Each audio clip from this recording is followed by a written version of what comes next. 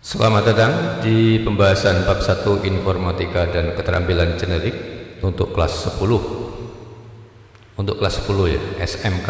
Walaupun materi modulnya ini sebetulnya sama dengan SMA, tapi yang saya bahas di sini adalah untuk SMK. Boleh juga SM kalau mau memakai, atau siapapun boleh memakai dari video saya ini.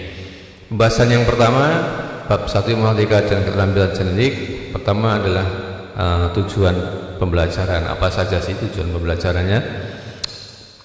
Ya, coba kita perhatikan ya dari modul yang sudah ada. Anak-anak silakan. Ini yang pertama, mampu berkolaborasi dalam tim. Berkolaborasi apa ya? Perhatikan ya video berikut supaya pemahaman tentang kolaborasi itu di dalam tim lebih paham. Inilah videonya.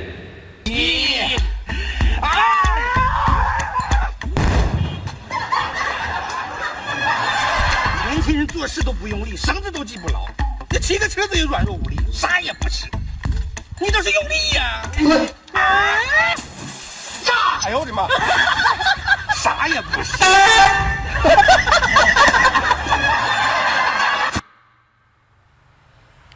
Walaupun ini dua orang, tapi bisa dianggap ini sebagai satu tim, walaupun minimal. Dua orang ini kan saling bekerja sama itu. Tadi walaupun lucu di depan mau mengangkat apa bungkusan apa itu ya, yang satu sudah serius, yang baju biru ternyata ada alatnya yang tidak mendukung sehingga lepas. Yang harusnya bungkusan itu naik ke sepeda atau becaknya, tapi ternyata berbalik ke arah sana sesuai dengan beban berat yang ya dia mau dilemparkan, sehingga yang pegangannya kuat ini menjadi katut ke sana. Nah, berkolaborasinya berhasil, tapi tujuannya tidak berhasil tadi ya, karena ada kendala. Seharusnya dalam berkolaborasi itu untuk mencapai suatu tujuan tertentu, ini kolaborasi yang baik, yang sama-sama mempunyai tujuan yang sama, tidak ada kendala dalam melaksanakan tugasnya. Dalam tim, tadi timnya ini kan akhirnya menjadi ribut sendiri toh di akhir video ini tadi. Nah, dalam tim maksudnya kalian nanti supaya dalam kehidupan di pembelajaran itu mempunyai kerjasama dalam tim, kerjasama yang baik, tidak saling menyalahkan, begitu. Yang kedua yaitu mengkomunikasikan hasilnya dengan efektif dan efisien. Dalam video ini terkomunikasikan enggak oleh tim tersebut? Efektif dan secara efektif dan efisien? Enggak kan? Karena malah ada pertengkaran. Oke, untuk mengenai ini hasilnya dengan efektif dan efisien, mari kita lihat di gambar ini. Ada sekelompok siswa yang sedang melaksanakan tugas masing-masing. Di antaranya kemungkinan ada penjelasan dari 1, 2, dan 3 ini kepada masing-masing anggotanya tentang apa yang dia sedang pelajari atau kerjakan. Pasti terjadi komunikasi. Nah, jangan sampai nanti di dalam berkomunikasi ini ngobrol-ngobrol ya, tidak langsung fokus, tapi bisa menggunakan istilah yang lain yang tidak mestinya dipakai di situ. Diharapkan nanti berkomunikasi dengan teman-temannya atau timnya ini menggunakan bahasa yang efektif dan efisien.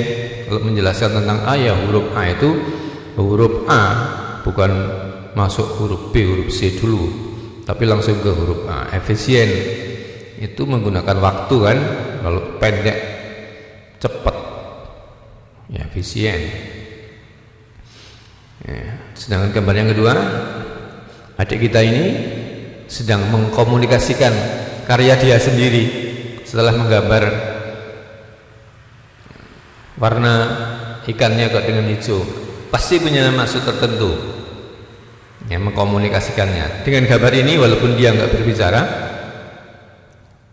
maksud diharapkan komunikasi ini efisien, efektif, dan dimengerti oleh orang yang mengerti tentang komunikasi dengan adik kita ini. Untuk itu jelasnya coba kita buka video ini. Kita buka video ini ya. Ada agak panjang ini videonya sampai dengan 23. Tapi kita potong-potong nanti. Kita potong-potong kita tampilkan. Yang pembukaannya saya dulu, mari kita ikuti. Assalamualaikum warahmatullahi wabarakatuh. Ini bagian pertama. Sudah menyampaikan pembukaannya, mengkomunikasikan. Pasti setelah itu akan ada apa maksud dan tujuannya. Langsung kita ke siswanya.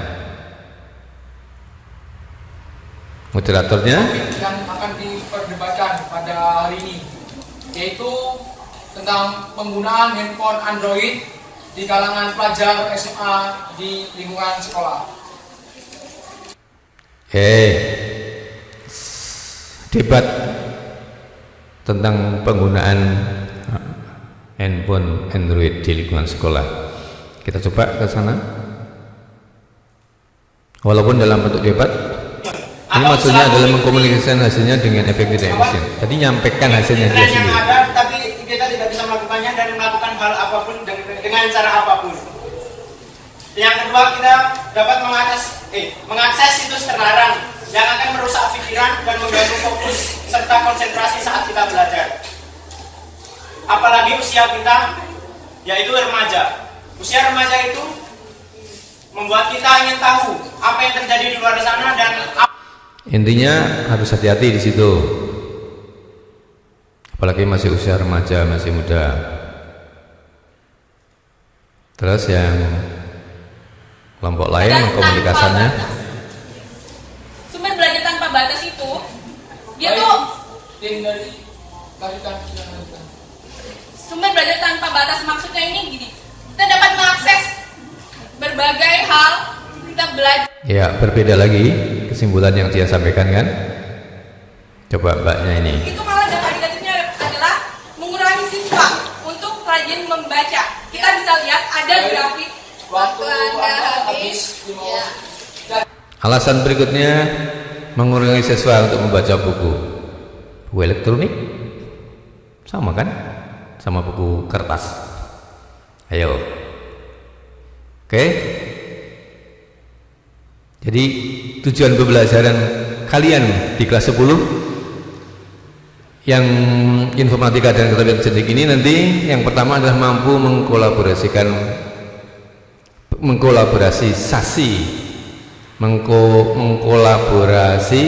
dalam tim kerjasamanya nanti. Kedua, mampu mengkomunikasikan hasilnya dengan efektif dan efisien. Di situ.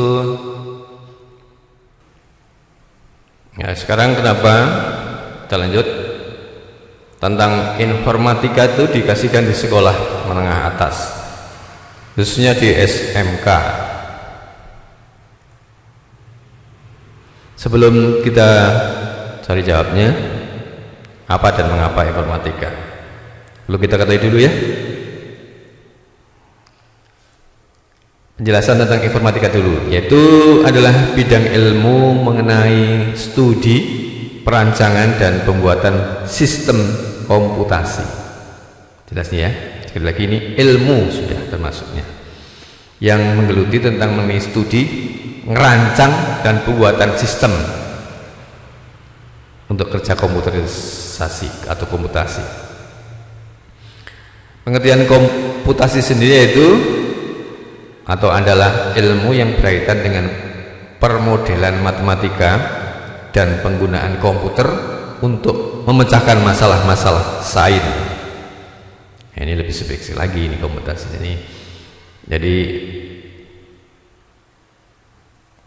ilmu juga yang berkaitan dengan penggunaan komputer untuk menggunakan masalah-masalah sains. Sains sebenarnya semuanya ikut sains ya, bukan ilmu pasti saja. Sosial pun juga masuk sebetulnya dalam situ. Tapi dalam pengertian ini lebih cenderung pada sains. Ya. Sehingga landasan berpikir untuk belajar ilmu matematika ini oleh para pakar disebut dengan berpikir komputasional. Inggrisnya computational thinking. Computational thinking. Informasi informatika telah menjadi salah satu disiplin ilmu yang saat ini sudah berdiri sendiri. Oh, ilmunya itu sudah berdiri sendiri. Jadi ilmu informatika. Buktinya apa? Di SD, SMP, SLTP, SLTA, baik SMA ataupun SMK, sudah ada pelajaran tersendiri tentang pelajaran informatika. Buktinya berdiri sendiri. Walaupun informatika ini yang pada dulu-dulu masih diberikan di tingkat perguruan tinggi, tapi Indonesia sekarang akan menyongsong itu penggunaan ilmu informatika. Nah, pengertiannya sudah jelas ya, ilmu yang kaitannya dengan perancangan pembuatan sistem komputer dengan permodelan model yang matematika untuk memecahkan masalah-masalah sains dan sosial sih mestinya, tidak hanya sains saja. Yang pada waktu itu dulu informatika itu hanya diberikan di perguruan tinggi, tapi ke sininya ternyata akan diberikan di tingkat SLTA, SMP dan SD. Lah, kenapa? Perlu disampaikan ke anak-anak didik kita sekolah SLTA dan ke bawah. Nah, sekarang kan zamannya sudah zaman informatika di era industri 4.0 sekarang. Ya, di mana saat ini manusia hidup di era digital yang disebut dengan industri 4.0, industri 4. Jadi ya semua kehidupan ini sekarang sudah dibantu dengan alat bantu komputer, baik yang berupa HP atau komputer itu sendiri atau jam yang sudah digital semuanya. Zamannya sudah zaman di era industri 4, sehingga banyak hal yang dilakukan oleh manusia dengan memanfaatkan mesin-mesin cerdas berbasis komputer dan internet. Nah, kita pelajari tentang perkembangan dari 4 revolusi industri, yang mana industri 1, industri 2, industri 3, industri 4. Di mana langsung ke industri 4, kita pada perusahaan-perusahaan itu sudah cerdas dengan sistem ekonominya sendiri, dengan machine learning-nya. Lebih banyak menggunakan sistem komputer dan internet. Kehidupan manusia sekarang itu sudah harus diarahkan ke sana, sehingga regenerasi kehidupan anak-anak kita, anak-anak didik sekarang, kalian ini, itu memang harus dipersiapkan menyongsong ini revolusi industri 4. Sadar tidak sadar, mau tidak mau, kalian harus mempersiapkan diri Anda menuju menggunakan alat bantu komputer dan internet untuk menyongsong kehidupan di era industri 4.0 ini, karena semua sudah menggunakan alat itu semua. Makanya kenapa anak-anak SMK sekarang dipersiapkan untuk mempelajari itu. Ya, dengan demikian siswa SMK SMA untuk menyiapkan diri untuk menghadapi masa depan yang pasti akan makin cepat kemajuan teknologinya dan membutuhkan komputer dan komputasi di bidang apapun. Komputernya alatnya, komputasi adalah ilmunya yang digunakan di segala bidang apapun kehidupan. Pasti itu. Kalian kalau tidak mau menyadarkan diri, sadar dengan sendiri untuk menggunakan alat komputer dan sistem komputasi ini, kalian akan selalu tertinggal pasti. Untuk itu di kurikulum Merdeka ini kalian semua dipersiapkan dari awal. Oke, siap ya? Sadar tidak sadar, mau tidak mau, suka tidak suka, kalian harus.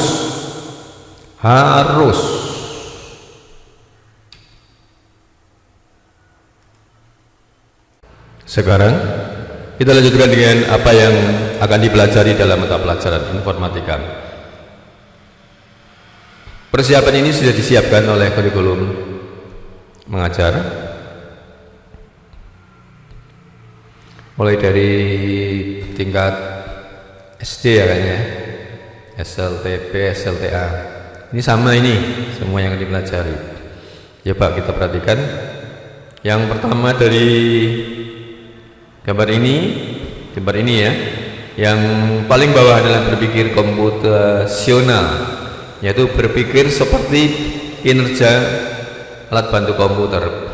Alat bantu komputer itu kan harus dimulai dari start awal, terus kalau ada input masukkan barangnya, kalau enggak ada keputusan awal, nah, dia harus urut, terus baru diproses di tengah-tengah, dan terakhir adalah dicetak atau di hasil keluarnya seperti apa hasil jadinya. Berpikirnya urut, logis, dan sistematis. Nah, kalian itu harus sudah diajari untuk selalu berpikir seperti modelnya komputer, yang itu perintah dari pikiran orang-orang pakar maksudnya. Jadi kita nggak bisa berpikir bolak-balik nggak bisa. Nah, ini kita harus urut dari pikiran, dari proses dari awal prosesnya sampai dengan akhirnya. Nah, semua diharapkan siswa kita ini dibiasakan untuk bisa selalu berpikir seperti itu dalam kehidupan sehari-hari, dalam pemecahan apapun. Kalau semua sudah kita bisa dibentuk, kalian sudah bisa dibentuk menjadi punya pola pikir yang sama, yaitu berpikir komputasional. Masih ingat kan cara berpikirnya? Yaitu dari rencana, proses, endingnya atau hasilnya lah, gampangnya begitu.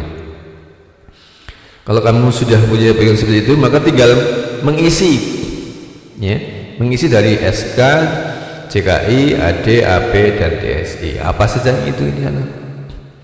Yaitu adanya teknologi informasi dan komunikasi. Perkembangan teknologi dan informasi dan komunikasi sekarang kan begitu cepat. Nah, itu harus diisikan kepada kalian supaya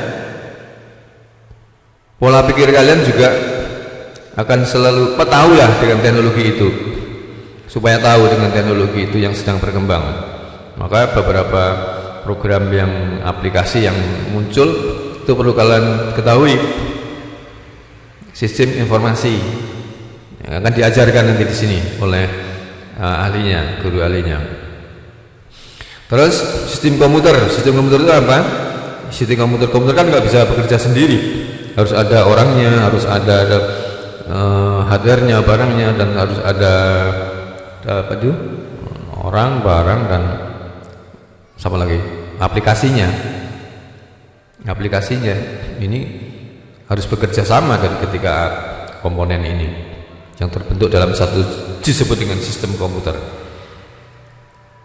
Kolaborasi ini ada di sini, kolaborasi antara hardware, firmware, dan software. Oke, itu ya. Diisi, kalian akan diisi dengan sistem komputer. Terus ada jaringan komputer dan internet. Komputer itu akan bekerja bisa di dalam ruangan kecil, bisa di dalam ruangan yang lebih lebar lagi, biasa area lebih lagi, bahkan di area internasional global. Nah, kalian juga akan diajari nanti tentang jaringan komputer, baik itu jaringan lokal, jaringan atau internasional. Ada di sini melalui internet, baik yang ini menggunakan kabel atau menggunakan wifi. Kalian akan diajari nanti di sini. Maka siap-siaplah pikiran dan otak kalian itu untuk menerima keadaan ilmu ini. Terus kalian juga akan diajari tentang analisa data, menganalisa data. Data yang sudah ada harus kamu perhatikan, kamu pahami betul. Kalau sudah, kamu menganalisa. Datanya ini dari mana? Ya, data yang diolah dari komputer itu sendiri. Kan komputer diproses mendapatkan hasil informasi atau data. Keputusannya tetap pada orang. Nah, siapa? Ya kalian itulah yang akan membuat suatu keputusan, menganalisa dari data yang dihasilkan oleh komputer. Yang keenam, kalian juga akan diisi dengan ilmu algoritma dan pemrograman. Oh, ini banyak sekali sekarang. Kalian siap-siap juga untuk menerima ilmu itu. Algoritma itu berpikir logis tadi. Kalau pemrograman adalah bahasa yang diciptakan oleh para pakar, macam-macam sekali bahasa pemrograman. Ada bahasa C, ada bahasa apa itu, banyak sekali ya, saya lupa. Bahasa pemrograman itu Visual Basic dan semacamnya ya, banyak sekali. Nanti kita akan mempelajari juga di situ. Yang ketujuh yaitu dampak sosial dari informatika. Dampaknya seperti apa nanti kita akan bahas, nanti ada di bab beberapa ya. Kalian juga akan diisi ilmu tentang ini, pengetahuan tentang dampak sosial informatika. Dan praktik lintas bidang. Artinya setelah kalian diisi oleh sekian banyak 1 sampai 7 ini, kalian harus bisa menerapkan keseluruhan dari ilmu-ilmu yang ini untuk diaplikasikan menjadi bidang-bidang keahlian yang kamu suka, kamu pelajari, kamu hadapi sekarang.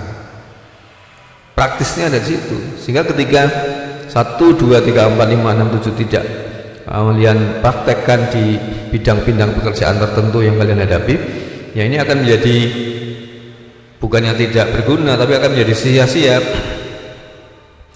tidak dimanfaatkan untuk kepentingan sains, untuk kepentingan dunia, untuk kepentingan pemecahan masalah. Makanya ini harus dari awal, simbolnya ke awal, dari bawah ke atas kan. Nah, nanti puncaknya adalah di situ ya, puncaknya di sana nanti. Jadi di praktek lintas bidang adalah aplikasi nyata yang kalian buat setelah kalian menerima ilmu-ilmu mulai dari nomor 1, 2, 3, 4, 5, 6 sampai 7 itu.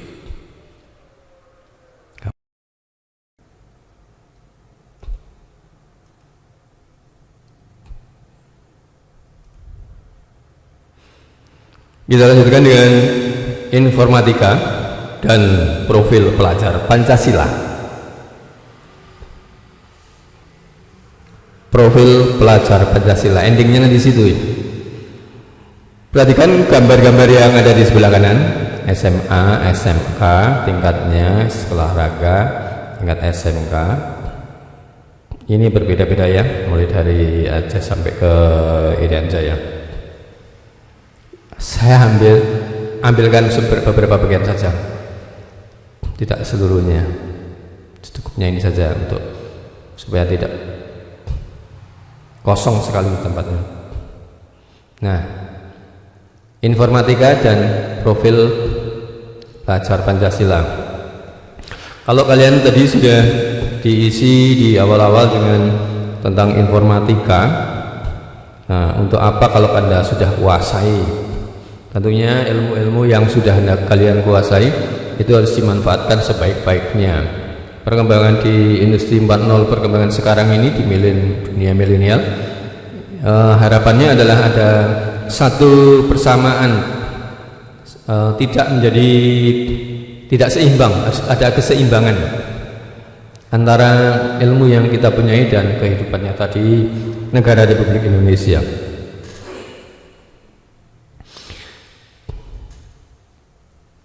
Tujuannya tentu untuk menumbuhkan keseimbangan karakter yang baik di dunia nyata maupun di dunia digital. Kita tahu toh, nah, dunia sekarang yang nyata kan sudah diimbangi dengan dunia digital. Nah, untuk itu jangan sampai dunia nyatanya ini tidak seimbang dengan dunia digitalnya. Yang ada di dunia digital itu lebih ramai lagi dan lain-lain, supaya ada keseimbangan.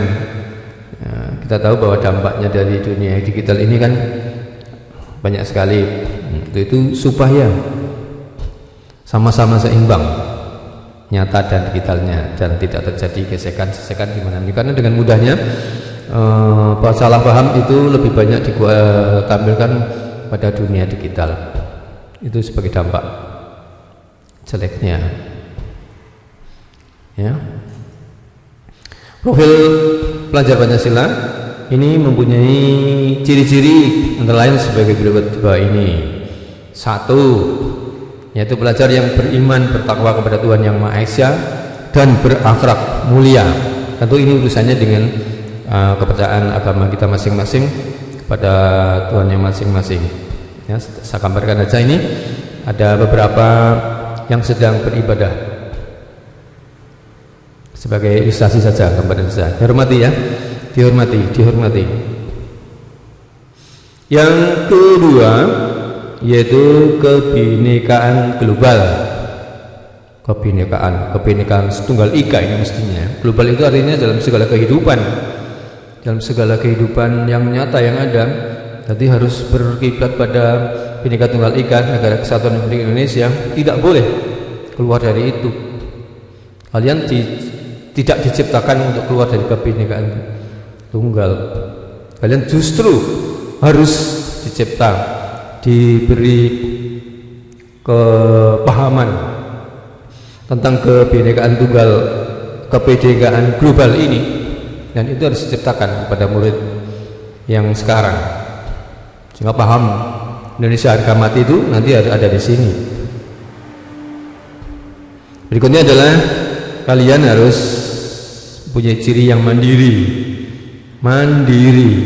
sendiri, usaha sendiri, laksanakan kegiatan sendiri, tidak menunggu perintah, tidak harus menunggu disuruh-suruh, tapi ketika melihat itu sebagai bagian dari pekerjaan kalian, ya kalian harus memulainya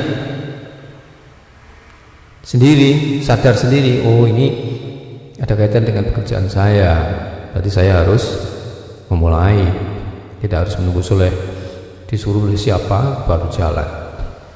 Anda masuk yang mana ini? Masuk yang disuruh-suruh, atau masuk yang sadar sendiri, atau masuk yang bagaimana? Ya, nomor 4, bergotong royong.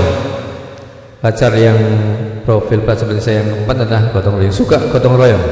Di sekolah juga sering diajarkan kegiatan kerja bakti di sekolah. Hari Jumat itu biasanya kita bersih kampus sekolah.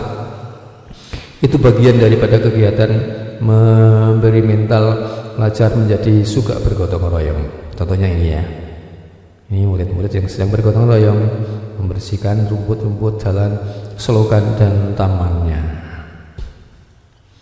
Terus berpikir kritis. Kritis itu suka berpikir, misalnya begini, ada kaitannya apa sih?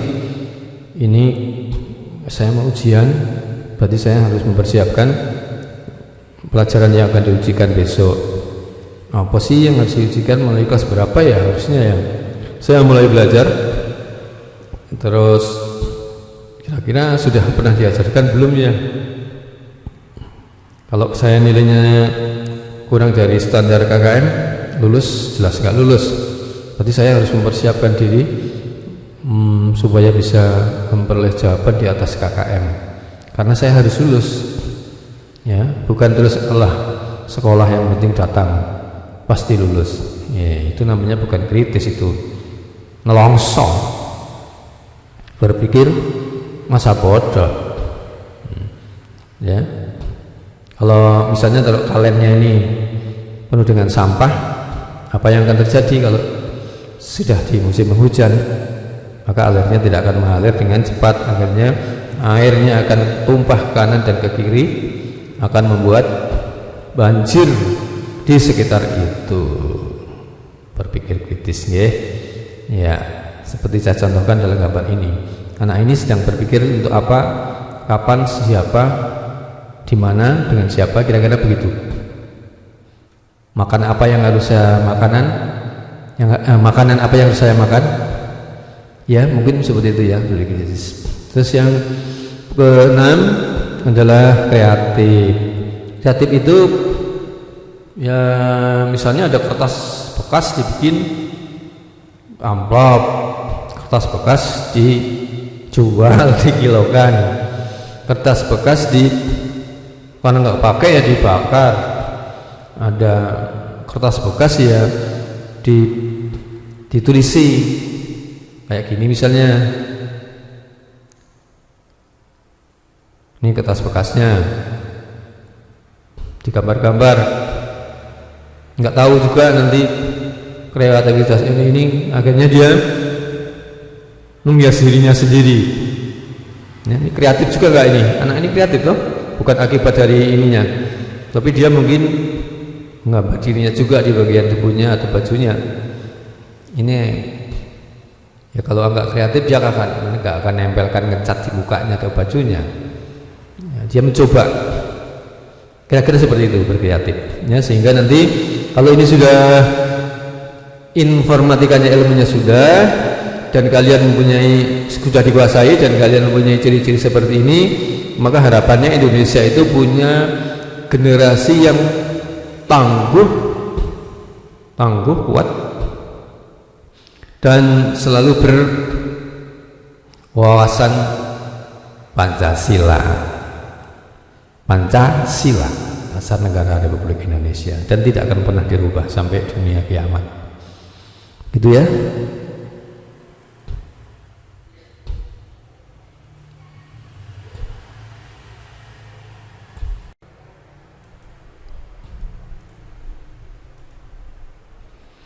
Mari kita lanjut dengan tentang keterampilan generik. Jadi kalau apa maksudnya, sebenarnya saya juga masih bingung ini maksudnya gimana dari keterangan yang saya baca.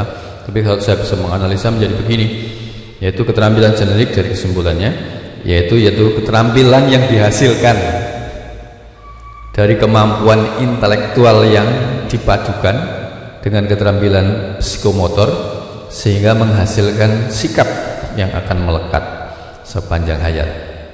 Yang artinya di sini ada keterampilan yang dihasilkan. Berarti ada proses kemajuan dari kecil menjadi besar, dari tidak tahu menjadi tahu, dari tidak kuat menjadi kuat, dari belum bisa menjadi bisa, menjadi mahir, menjadi terampil, menjadi expert. Nah, ini berarti keterampilan generik ini yang sudah dipunyai oleh masing-masing siswa itu kan tidak sama.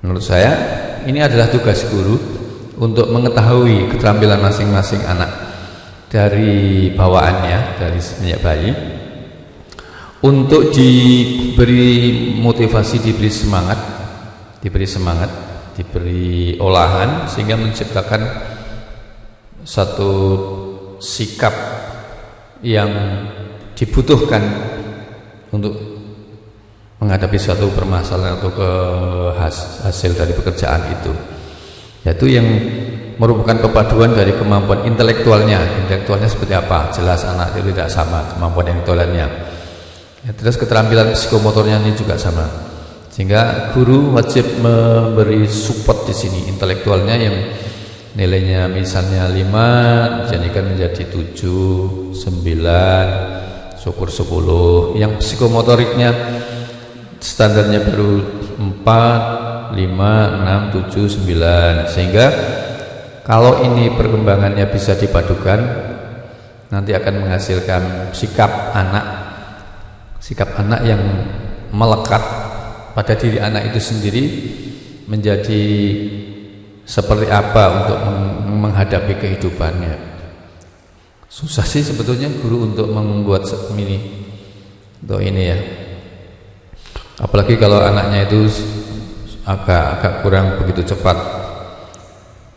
Guru kan banyak anak yang di situ, siswa yang di situ yang harus diberi support. Kadang-kadang ada yang sudah lancar, kadang-kadang ada yang masih tertinggal jauh. Ini susahnya, sehingga kemungkinan sekali keberhasilan guru untuk membuat keterampilan generik ini setiap anak menjadi maksimal, ini juga akan terkendala banyak. Jadi ya, moga kita sama-sama membuat suatu langkah yang positif. Anak yang adanya seperti itu dibuat menjadi seperti ini. Dengan kalau sekarang ada KKM-nya, nilai KKM, ya kemungkinan semua anak harus dibuat menjadi standar KKM. Kira-kira seperti itu kalau menurut saya. Demikian, terima kasih.